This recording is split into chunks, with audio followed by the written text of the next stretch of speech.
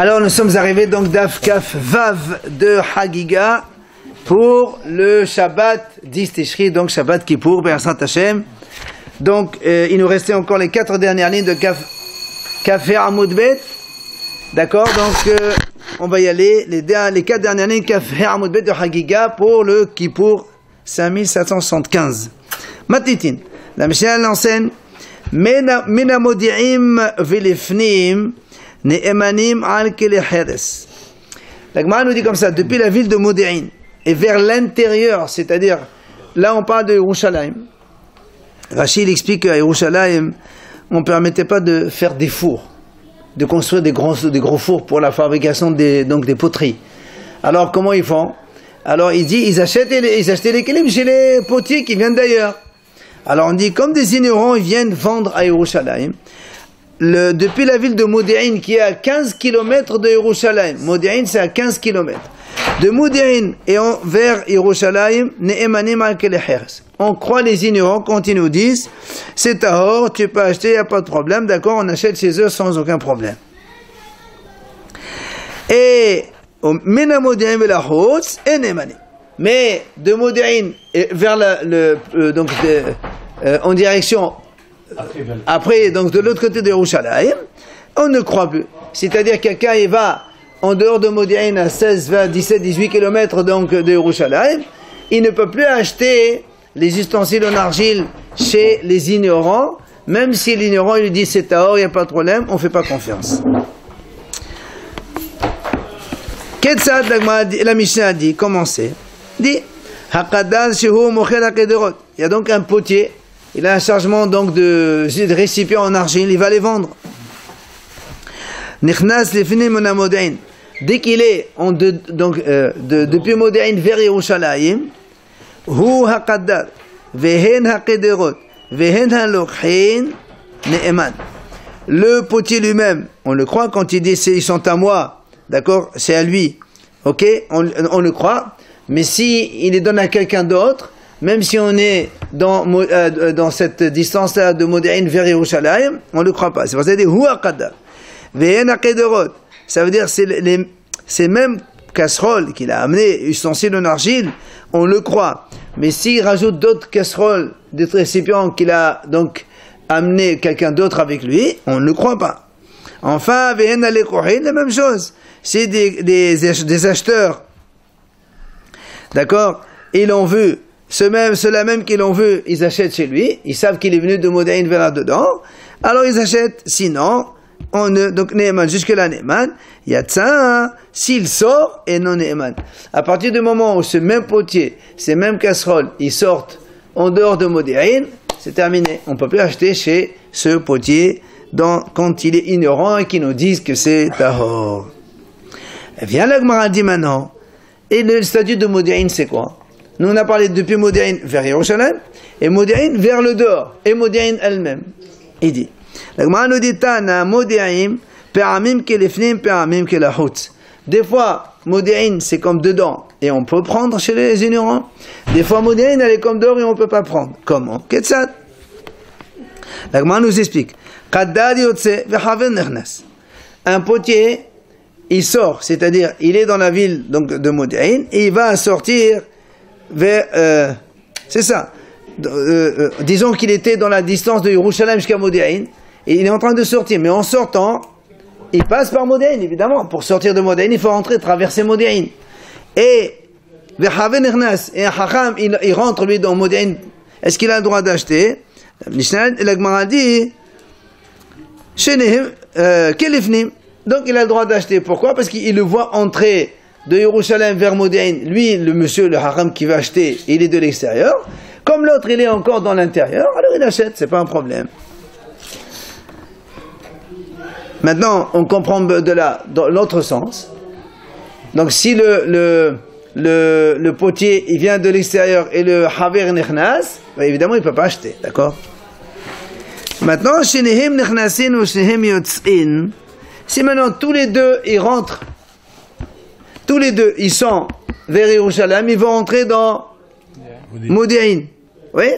Il ne peut pas acheter. Pourquoi? Si tu voulais acheter, pourquoi tu n'as pas acheté dedans? Tu attends jusqu'à Modi'in, alors c'est pas bon pour toi. Ou la même chose, chez Nehim Yotzim, ils sont de Modéin, tous les deux, ils vont sortir dehors. Alors évidemment qu'il ne va pas acheter, c'est sûr qu'il ne va pas acheter. Parce qu'à partir de Moran, il n'a plus le droit d'acheter. Amar Abaye dit, Afanan Amitanin, nous aussi on a vu ça dans la Mishnah. Haqaddad Shemachal Taqederot, Vinechnas Lefnim Modéin. Il est marqué le Qadda, le potier donc qui a vendu des casseroles. Vinechnas Lefnim Modéin, et il est rentré donc en dedans de Modéin.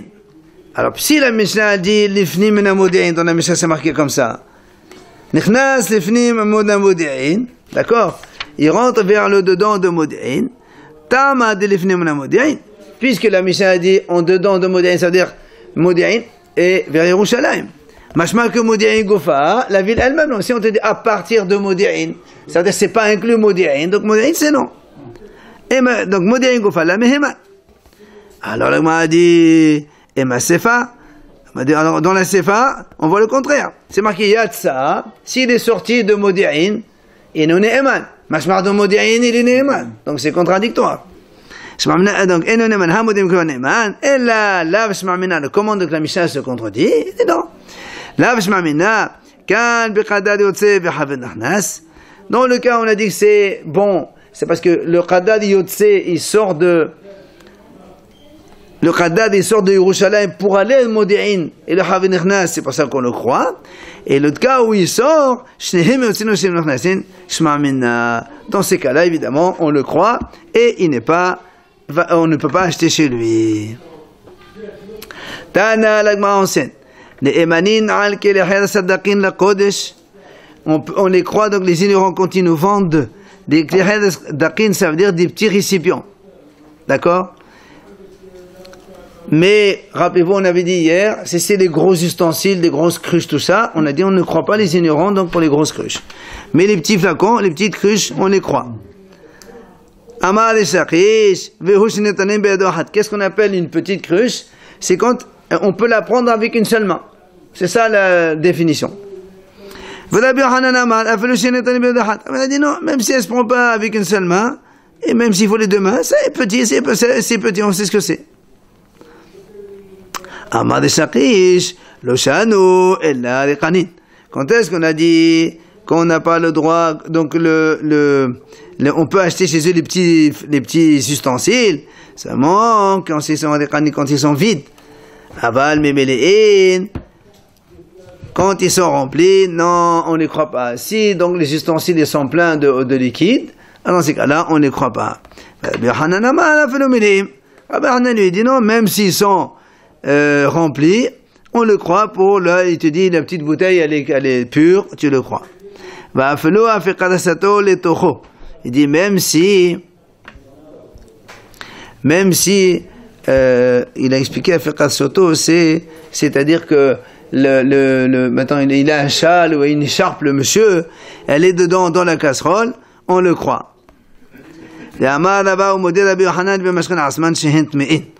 vient Rabbi Hanan qui a dit on le croit quand ils sont pleins de liquide. Mais les liquides lui-même, Rabbi Hanan est d'accord que c'est un mais. C'est-à-dire quand il te vend une cruche avec du liquide. Sur la cruche, la petite cruche, on parle des petits ustensiles. On croit, si on les prend, ils sont tahor.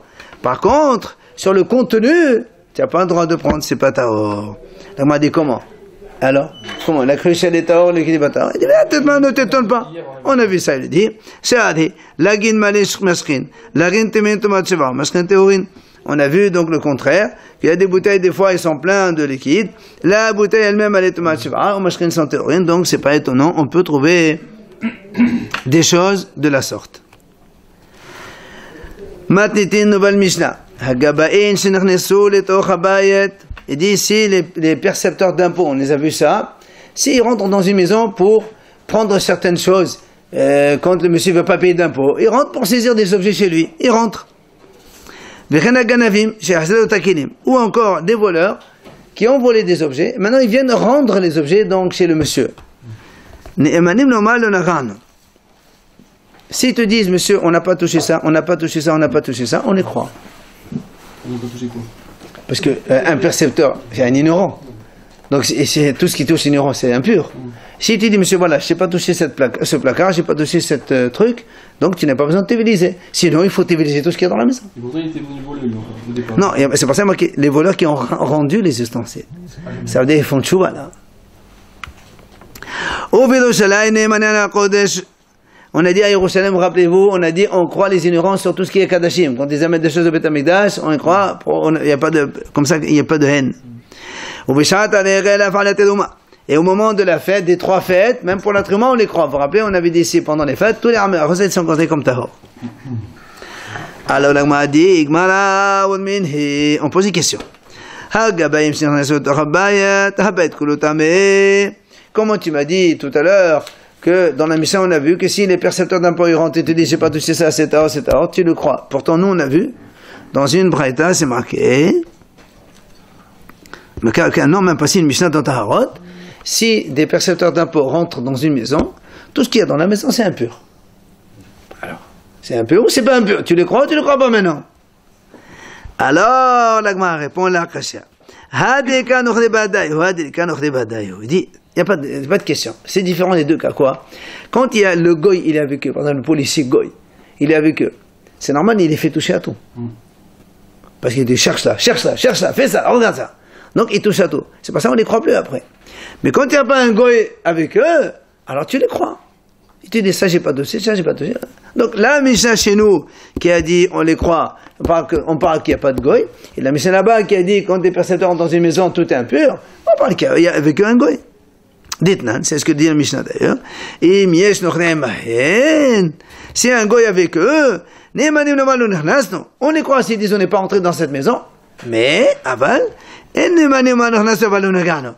peut pas dire on est rentré mais on n'a pas touché, ça on ne croit pas. Quand il y a le goy, les goy ils sont obligés à toucher partout. Ah, l'agma dit et alors si il y a le goy avec eux, quel est le problème?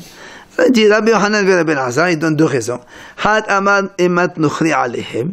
Il dit c'est la crainte du goy lui-même, le policier, ils ont peur du policier lui-même, donc c'est pour ça qu'ils fouillent partout. C'est la crainte du roi sur eux, pas le goy. Le goy, ils n'ont pas peur, ils ont peur surtout qu'ils rapportent au roi. De réponse.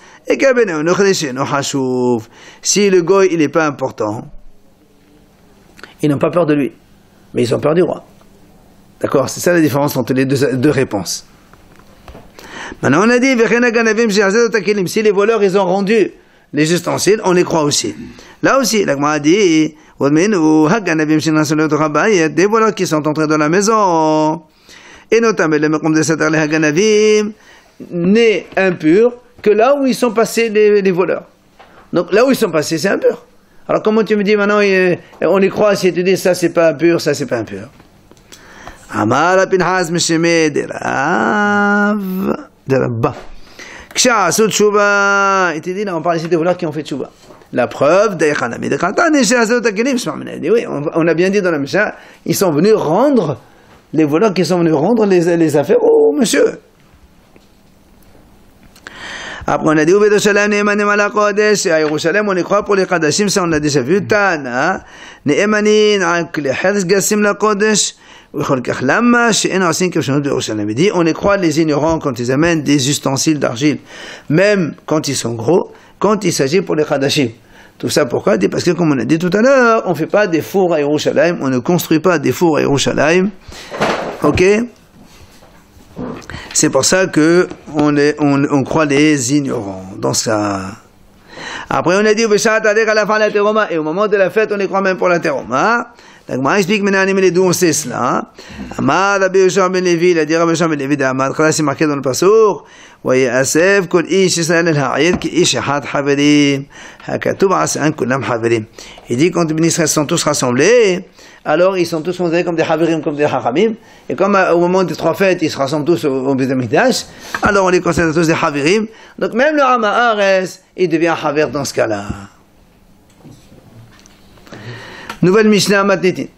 הפותח את חביתו והמתחיל בעשתו על גב הרגל. Rappelez-vous, on a dit nous, pendant les 3 fêtes, même les ignorants, ce qui touche, c'est tahor. C'est-à-dire moi qui suis un producteur de vin, je veux vendre mon vin. Je vends. Pendant l'année, je fais attention que l'ignorant ne me touche pas mes cruches. Sinon, après, il va me les rendre impurs. Mais pendant les 3 fêtes, Pessah, Sukkot, Shavuot, il touche, c'est pas grave. D'accord.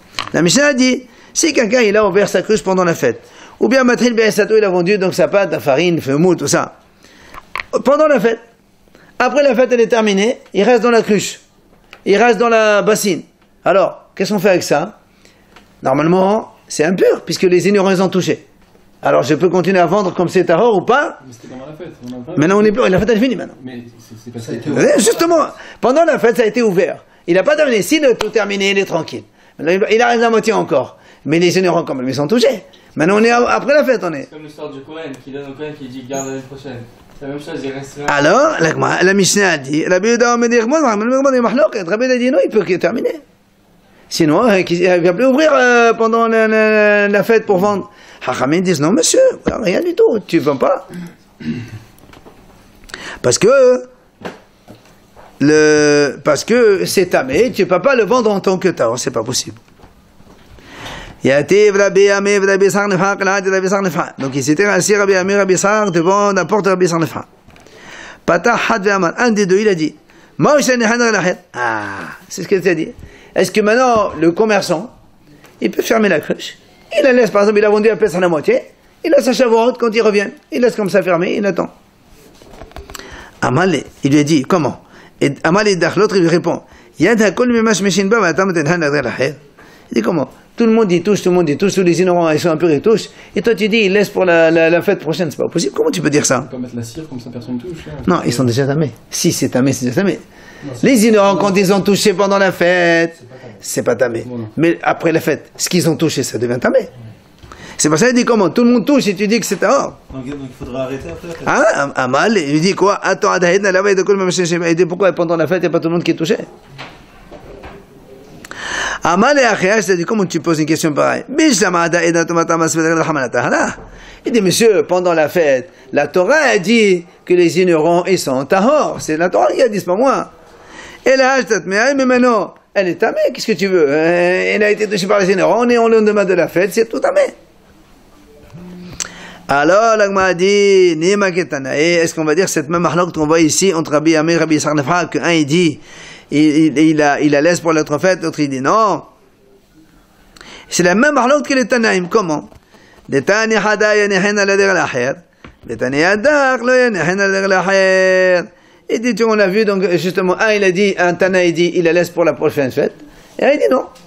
C'est la même mahlok que les Tanaïm. Ma il a Tanaïm, donc c'est pas la même mahlok. Il a dit là,